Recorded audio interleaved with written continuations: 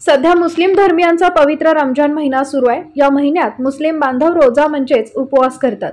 हा उपवास अतिशय कठीण असतो, कारण सूर्योदयापासून ते सूर्यास्तापर्यंत उपवासादरम्यान पाणी देखील पित नाहीत। भोकरदन तालुक्यातील धावडा येथील एका 7 वर्षाच्या चिमुकलीने आपल्या आयुष्यातील पहिला रोजा ठेवला होता।